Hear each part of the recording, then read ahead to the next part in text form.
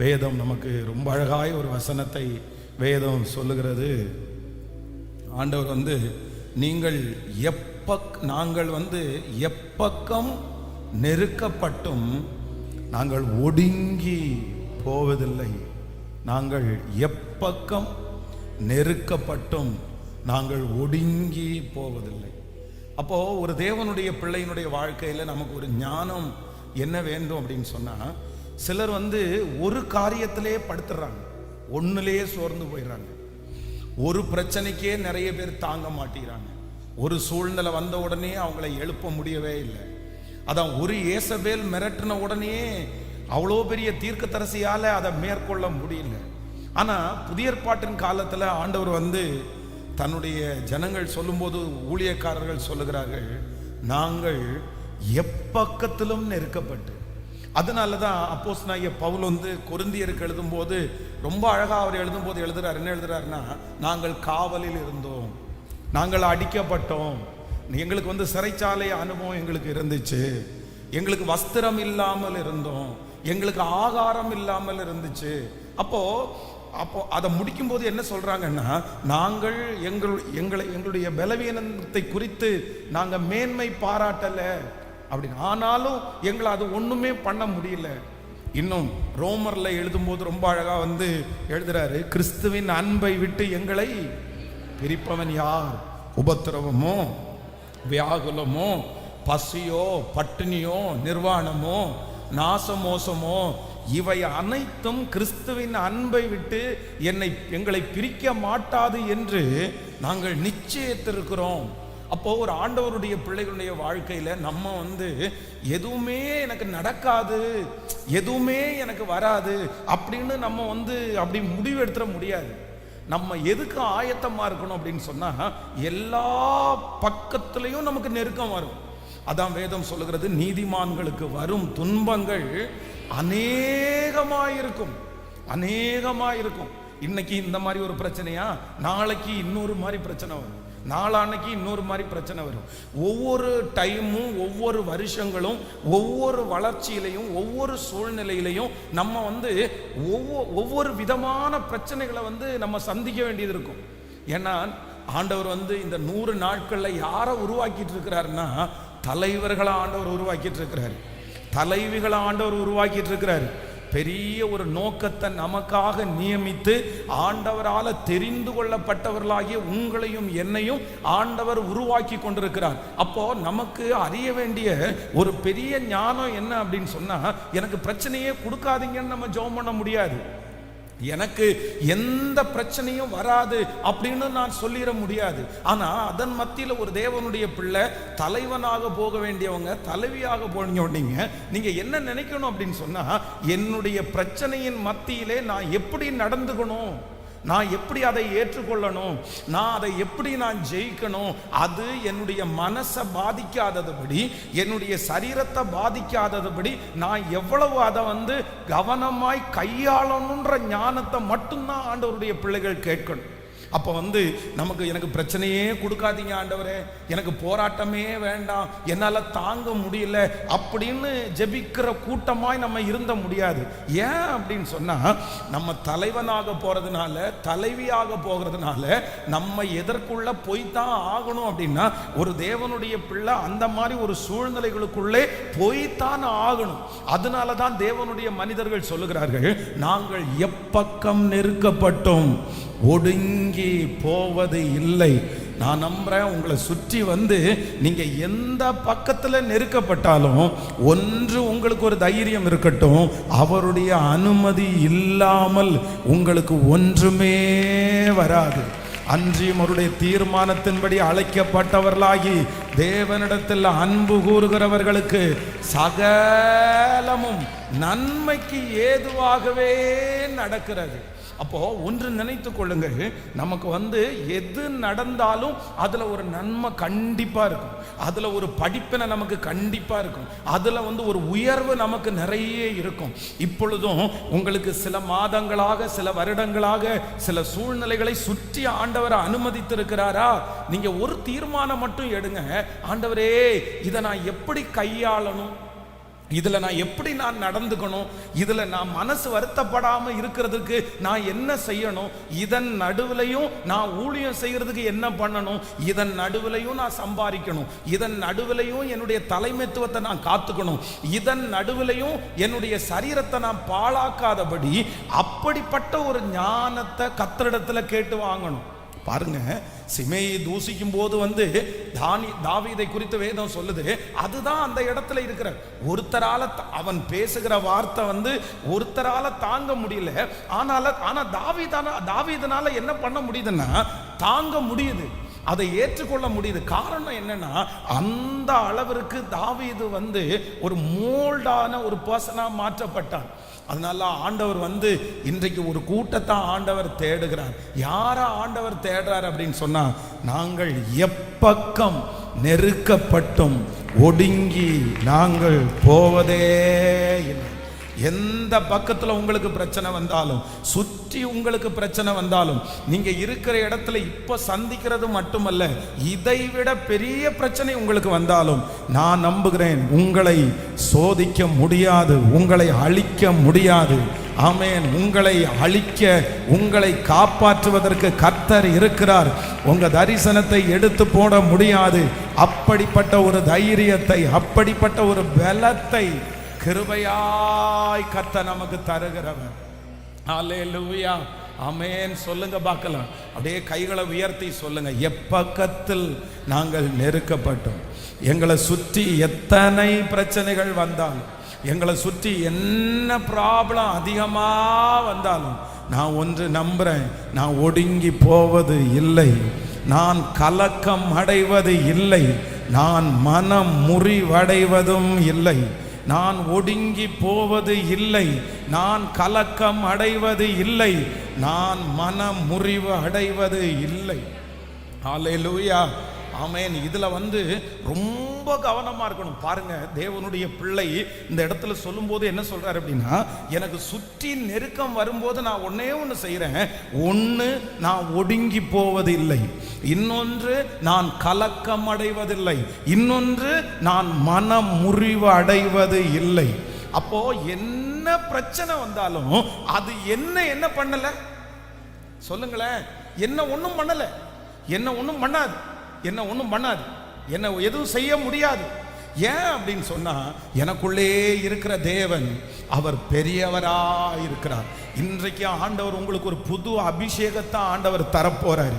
இதுவரைக்கும் சின்ன சின்ன விஷயத்துக்கெல்லாம் நீங்க ரொம்ப வருத்தப்பட்டவங்க, சின்ன சின்ன விஷயத்தெல்லாம் தாங்க முடியாம அழுதவங்க, நீங்க ஸ்ட்ராங்காகவே இல்லாத நிறைய பேருக்கு நான் நம்புறேன், உங்களை உருவாக்குறதற்கு, உங்களை உயர்த்துறதற்கு நிறைய துன்பங்கள் உங்களுக்கு வந்தாலும் நீங்கள் இனி ஒடுங்கி போவது இல்லை, இனி உங்களுக்கு கலக்கம் வருவது இல்லை, இனி நீங்கள் மன முறிவு அடைவது இல்லை. கர்த்தர் தீர்க்க தரிசனமாய் உங்களை பார்த்து சொல்லுகிறார், மகளே மகனே, சுற்றி இருக்கிற எப்பக்கமும் உனக்கு நெருக்கம்னு எனக்கு தெரியும், எப்பக்கமும் உனக்கு பிரச்சனைன்னு எனக்கு தெரியும். நீ வலதுபுறத்துல போனாலும் பிரச்சனை, நீ இடதுபுறத்துல போனாலும் பிரச்சனை. ஆனா கர்த்தர் வாக்கு கொடுக்கிறார், எப்பக்கம் பிசாசு உன்னை நெருக்கினாலும் நீங்கள் ஒடுங்கி போகாதபடி ஒரு அபிஷேகத்தை உங்கள் தலையின் மேல் கர்த்தர் வைக்க போகிறார். நீங்கள் கலக்கம் அடைவது இல்லை, நீங்கள் மனம் முறிவு அடைவது இல்லை. நம்புறவங்க கரங்களை முழு பலத்தோட தட்டி அப்படிப்பட்ட ஒரு தைரியத்தை, அப்படிப்பட்ட ஒரு பலத்தை கிருபையாய் கர்த்தர் தருகிறார். ஹல்லேலூயா, ஆமென். நமக்குள்ள சில கஷ்டங்கள் ஒருவேளை இருக்கலாம், நம்ம அதற்காக ஜெபம் பண்ணலாம். ஆனா எந்த பக்கத்துல நெருக்கம் வந்தாலும் ஆண்டவருடைய பிள்ளைகள் இந்த 3 தீர்மானத்தை நீங்க மறக்கவே கூடாது. யோசேப்பினுடைய 14 வயசுல அவனுக்கு எத்தனை போராட்டம் வருது பாருங்க. 17 வயசுல குழியில தூக்கி போடுறாங்க. பதட்டமா இருக்குமா இருக்காதா? தண்ணீர் இல்லாத வெறும் குழியில போட்டுட்டு ஒரு வனாந்தரமான இடத்துல போட்டுட்டு அவங்க பாட்டுக்கு போயிட்டாங்கன்னா என்ன பண்ணுவான்? எவ்வளவு பயமா இருக்கும். அதற்கு பிறகு தன்னை வித்து போடுறவங்க யாருன்னே தெரியாது. ஆனா அப்படி ஒரு பிரச்சனை வருது. அதற்கு அப்புறம் போத்திபாருடைய வீட்டுல பிரச்சனை வருது. ஆனா இவ்வளவு பிரச்சனை தொடர்ந்து வந்தோம், யோசேப்பு ஒடுங்கி போகவே இல்லை, கலக்கம் அடையவே இல்லை, மனம் முறிஞ்சு போகவே இல்லை. அதனாலதான் கர்த்தர் அந்த தேசத்திலேயே அந்த யோசேப்பை கர்த்தர் பெருக பண்ணினார். நான் இன்னைக்கு இந்த வார்த்தையை உங்களுக்கு சொல்றேன். நீங்க மட்டும் இந்த பிரச்சனைகளை பார்த்து நீங்க ஒடுங்கி போகாதீங்க, நீங்க கலக்கம் அடையாதீங்க, நீங்க மனம் முறிவடையாதீங்க, மனம் முறிவடையாதீங்க. ஒரு நாள் கர்த்தர் இந்த பிரச்சனைக்கு ஒரு ரிவார்டை கர்த்தர் தருவார். இந்த போராட்டத்திற்கு ஒரு அவார்டு உங்களுக்கு கிடைக்கும். நீங்க கடந்து போகிற இந்த பாதைக்கு ஆண்டவர் ஒரு மகிமையை கர்த்தர் நிச்சயமாய் கர்த்தர் தருவார். ஹல்லேலூயா. சோ மன அளவில் பலவீனமான ஒரு மனுஷனை ஆண்டவர் பயன்படுத்தவே முடியாது.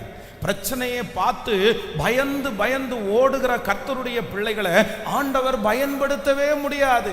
40 நாள் கோலியாத்தை பார்த்து பயந்து அங்க இருக்கிறவங்களுடைய மைண்ட் செட் என்னவா இருக்கும்னு நினைக்கிறீங்க? அந்த 40 நாட்களும் என்ன நினைச்சிருப்பாங்க தெரியுமா? அங்க இருக்கிறவங்க நம்மள மாதிரி ஆட்களா இருந்தா என்ன ஜெபம் பண்ணுவாங்க தெரியுமா? ஆண்டவரே, கோலியாத்தினுடைய வயிறு கலக்கட்டும் ஆண்டவரே, அவனுக்கு பேதி ஆகட்டும் ஆண்டவரே. ஏன்னா அப்ப இல்ல வேற என்ன ஜெபம் பண்ண முடியும்? அப்படியே ஜெபம் பண்ணி, ஏன்னா அவன் கொஞ்சம் வீட்டுக்கு போக மாட்டானா, அவன் கொஞ்சம் ஓட மாட்டானா, அவனுக்கு ஏதாவது ஒரு பிரச்சனை வரட்டும் ஆண்டவரே, அவனை பார்க்கறதுக்கே எங்களுக்கு பயமா இருக்குது, இந்த பிசாசை துரத்துங்கப்பா, இயேசுவின் நாமத்தினால இது போட்டும்பா. நம்ம அங்க இருந்தவங்க அப்படிதான் ஜெபம் பண்ணியிருப்பாங்க. கோலியாத்தை எதிர்கொள்றதுக்கு அவங்களால முடியல. ஆனா அதே நேரத்தில் இந்த கோலியாத்து வேண்டான்னு நினைக்கிறாங்க.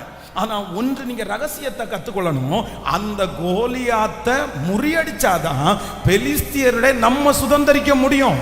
கோலியாத்தை முறியடிக்காம பெலிஸ்தியரை நம்ம சுதந்திரிக்க முடியாது. அதனால இந்த பிரச்சனையை மேற்கொள்ளாம, இந்த பிரச்சனையை நீங்க ஓவர் கம் பண்ணாம, இந்த பிரச்சனையை காலின் கீழே மிதித்து நீங்க அந்த சவாலை சந்தித்து முன்னேறாம அடுத்த கானான் தேசத்தை, அடுத்த லெவல உங்களால பார்க்கவே முடியாது. இப்போ அடுத்த லெவல் உங்களுக்கு போகணும்னு நினைக்கிறீங்களா? அடுத்த ஆசீர்வாதத்தை நீங்க பார்க்கணும்னு நினைக்கிறீங்களா? கானான் தேசத்தை சுதந்திரிக்கிறதுக்கு ஆண்டவர் சொல்லும் போது, நீ போப்பா, அங்க ஒருத்தனும் உன்னை எதிர்க்க மாட்டான் அப்படின்னு ஆண்டவர் சொல்லல. நீ அங்க எல்லாம் சமாதானமா இருக்கும்னு ஆண்டவர் சொல்லல. கர்த்தர் என்ன சொல்றார் தெரியுமா? அங்கே ஏனாக்கியர், கிர்காசியர், பெர்சியர், இப்படிப்பட்ட நிறைய பேர் இருப்பாங்க. ஆனா அவர்களை நீ துரத்தி விட்டு அந்த தேசத்தை நான் உனக்கு தருவேன் என்று கர்த்தர் வாக்கு கொடுக்கிறார். இன்றைக்கு இந்த 48வது நாள் யாரோ ஒரு சிலரிடத்துல ஆண்டவர் தெளிவா பேசுறாரு. நீ கோலியாத்தை பார்த்து வேண்டான்னு சொல்லாதீங்க, கோலியாத்தை பார்த்து ஒதுங்கி ஒதுங்கி போய் நீ நிக்காதீங்க, நீங்க பயப்படாதீங்க. நீங்க என்ன பண்ணுங்க அப்படின்னு சொன்னா, இல்ல எப்பக்கத்திலும் நாங்கள் நெருக்கப்பட்டாலும் நாங்கள் ஒடுங்கி போவது இல்லை, நாங்கள் கலக்கம் அடைவதில்லை, நாங்கள் மனம் முறிவு அடைவதும் இல்லை. ஹல்லேலூயா. அவங்க இனி பேசினா மனம் முறிவு அடைய மாட்டோம். நான் நம்புறேன், இந்த உலகத்தில் இருக்கிற அத்தனை பேரும் இந்த 100 நாள் ஜபத்திற்கு பிற்பாடு உங்களிடத்துல ஒரு பெரிய வித்தியாசத்தை பார்க்கணும். என்ன வித்தியாசத்தை பார்க்கணும் அப்படின்னா, இதுக்கு முன்ன கெட்ட வார்த்தை பேசினா நீங்க வருத்தப்படுவீங்க. ஆனா இனி உங்களை பார்த்து கெட்ட வார்த்தை பேசினா உங்க இருதயம் கலங்கவே கலங்காது. இனி உங்களை குறித்து தூற்றி திரிஞ்சா உங்க இருதயம் கலங்கவே கலங்காது. உங்களை குறித்து பொய்யாய் சொன்னால் உங்க இருதயம் கலங்கவே கலங்காது.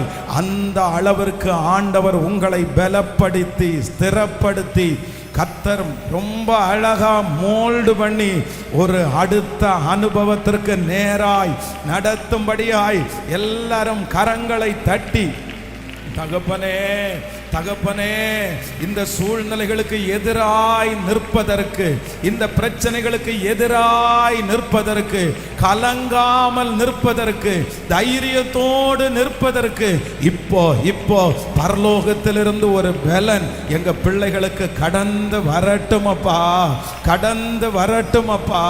எசப்பா, எந்த தகப்பனார் எந்த தாயார் பிரச்சனையை பார்த்து சோர்ந்து போகிறார்களோ, இப்போ இந்த 40 58வது நாள் இந்த பிரசங்கம் நடந்து கொண்டிருக்கும் போதே முழங்கால நின்று நாங்க ஜெபிக்கிறோம். ஒரு புது பலன், அந்த கோலியாத்தை சந்திப்பதற்கு ஒரு பலன், அந்த எகிப்தியரை சந்திப்பதற்கு ஒரு பலன்.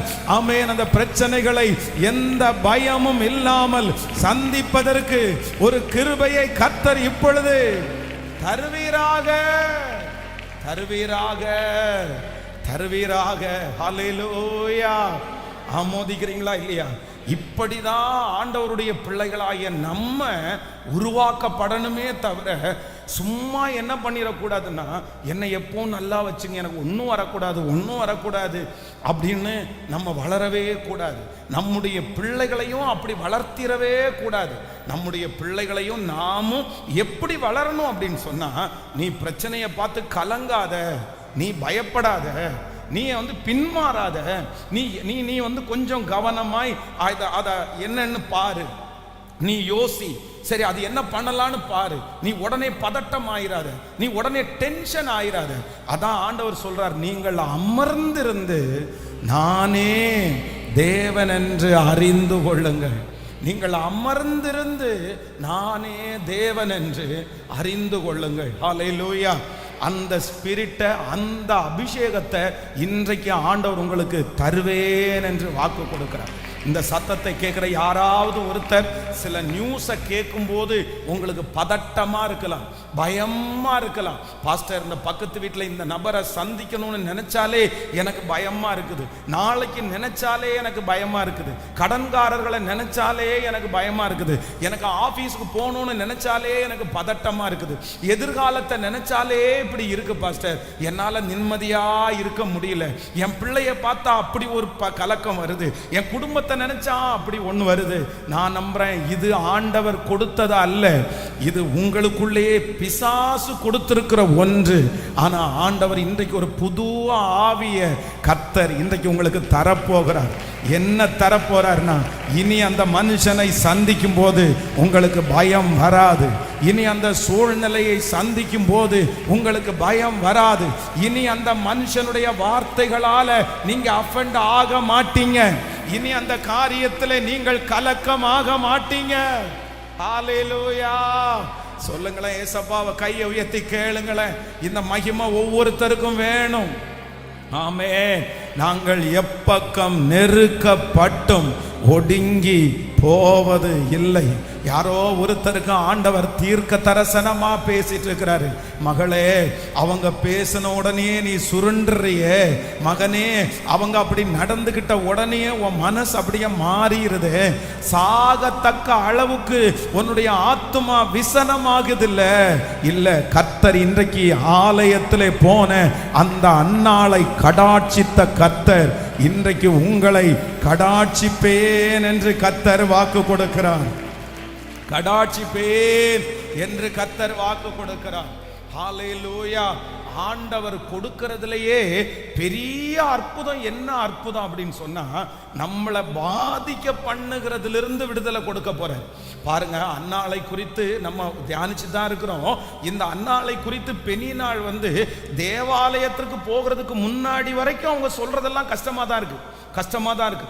அவங்க சொன்ன உடனே சாப்பாடு இறங்காது, அவங்க சொன்ன உடனே கண்ணுல தார தாரையா கண்ணீர் கொட்டும், அவங்க சொன்ன உடனே வாழ்க்கையே வெறுத்து போயிடும். ஆனா ஆலயத்துக்கு போன உடனே ஆண்டவர் முதல்ல எதைத்தான் திடப்படுத்துறாருன்னா, அன்னாளை திடப்படுத்துறாரு. நீ போய் பெனினாளுக்கு முன்னாடி நில்லு, போய் நில்லு. அந்த பெனினாள் திரும்பவும் அதே மாதிரி திட்டும் போது, ஆனா இந்த அன்னாளுக்கு என்ன பண்ணலைன்னா, ஒன்றும் பண்ணலை, எதுவும் பண்ணல. பரவாயில்ல, திட்டு, இன்னும் எக்ஸ்ட்ரா வேணா திட்டிக்கோ, சண்டை போட்டுக்கோ, எதை வேணாலும் பண்ணிக்கோ. ஏன்னா ஆண்டவர் என்னை மாற்றிட்டாரு, ஆண்டவர் உங்களை மாற்ற போறாரு. இந்த ஜெபமே கர்த்தர் உங்களை மாற்றுவதற்காக. ஆமென். கர்த்தர் ரெண்டு காரியத்தை நமக்கு செய்வார். ஒன்று, நமக்காக சூழ்நிலைகளையே கர்த்தர் மாற்றுவார். இன்னொன்று அந்த சூழ்நிலைக்கு தகுந்தது போல நம்மை மாற்றுகிறதற்கு கர்த்தர் வல்லவராக இருக்கிறார்.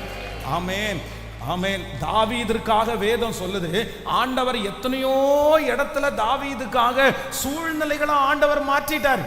அதுக்கு ஏற்றது மாதிரி சூழ்நிலைகளை கர்த்தர் கொண்டு வந்து நிறுத்திட்டாரு. இவனை அங்கீகரிக்கலைன்னா கூட இந்த மனுஷன் தான் கோலியாத்தை ஜெயிக்க போகணுன்ற ஒரு சூழ்நிலையை அட்மாஸ்பியரை ஆண்டவர் கொண்டு வந்துட்டாரு. ஆனா அதே நேரத்தில் இப்போ அந்நிய நாட்டில் போறான் பாருங்களேன். அங்க போயிருக்கிறவங்க எல்லாரும் தாவீது எங்க ஊருக்கு வந்திருக்கான்னு கேள்விப்பட்ட உடனே தன்னை கொன்றுவாங்களோன்னு நினைச்சு வாயில நுர தள்ளி பைத்தியக்காரன மாதிரி நடிக்கிறான். அப்ப அந்த இடத்துல சூழ்நிலைக்காக யாரை மாற்றிட்டான்னா ஆண்டவர் தாவீதையே மாற்றிட்டார். அதனால ஆண்டவருடைய பிள்ளைகளை, இன்றைக்கு கர்த்தர் இந்த 48வது நாள் ஆரம்பிக்கும் போது உங்களுக்கு வாக்கு கொடுக்கிறார். நீங்கள் எப்பக்கம் நெருக்கப்பட்டும் ஒடுங்கி போவது இல்லை, கலக்கம் அடைவது இல்லை, மனம் முறிவு அடைவதும் இல்லை. அப்போ ஒரு தீர்மானத்தோட போகணும். என்ன தீர்மானத்தோட போகணும்? ஒன்று, எப்பக்கம் நாங்கள் நெருக்கப்பட்டோம், நான் என்ன பண்ண மாட்டேன்? ஒடுங்கி போக மாட்டேன். ரெண்டாவது, கலக்கம் அடைய மாட்டேன். மூன்றாவது, மரம் முறி அடைய மாட்டேன். இது யார் எடுக்க வேண்டிய தீர்மானம் சொல்லுங்க? நான் எடுக்க வேண்டிய தீர்மானம்.